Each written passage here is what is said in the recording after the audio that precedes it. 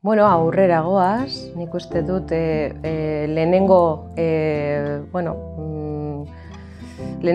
pausua eman dugula, hau da, onartzea ez gaudela aukera berdintasunean oraindik ere, ezta? Eta hori bada asko. Eta neurriak jartzen ari gara, eta batez ere planteamendu berritzaile batzuk plazaratu egiten dira honen inguruan esateko, bai emakumeak, bai gizonezkoak, bai pertsona sentitzen den edonork pelikulak egin dezake talentuarekin edo talenturik gabe, berdin, ezta. Nik esaten dut sarritan, egoera edo sintoma ona izango dela emakumeak, gizoneskoak edo berdin zaitzen ze identitatearen definizio egiten dugun pelikula txarrak eta onak egiteko aukera berdinak dituztenean. Orduan gauzak nahiko ondo joan daitezkela esango dugu, ezta. Oraindik ere badaude emakume asko eta une honetan badaude emakume asko gazteak, ez horren beste, ez horren gazteak direnak ere, nire kasu, ezta, pelikulak egiteko aukera daukagula. Baina zer da gertatzen dena? Eta niretzat larriena, beti ere aurrekontu askoz ere txikiagoekin. Zailtasun askoz ere handiagoekin.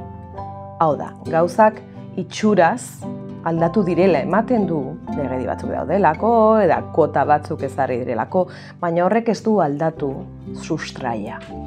Eta sustraia strukturala da. Desberdintasun hori, matxismoa, misoginia estrukturala da. Eta hori gizarteak denon artean eraldatu behar du, irauli. Eta hori gero, denborarekin ikusiko da, ez da? Beste esparru batzuetara, zinema kasu, horietara pasako da, ez da? Aldaketa hori, baina falta da asko, Nik uste dut aldaketa datorrela. Nolabait emakumeak gure ahalmenaz eta eskubideetaz jabetzen ari garelako. Belaunaldi gazteak argi daukate, ezta? Hori espero dut behintzat, ezta? Eta orduan, nik uste dut zinemaldi guztietan bezalaxe, badaude pelikula hobeagoak, okerragoak, kaskartxoagoak. Gizoneskoak zuzentzen dituzten pelikula onak, txarrak, emakumezkoak zuzentzen dituztenak, bere identitatea definitzen ez duten beste pertsona batzuenak berdin zaitez, da? Baina danerik egon behar du. Danerik egon behar du.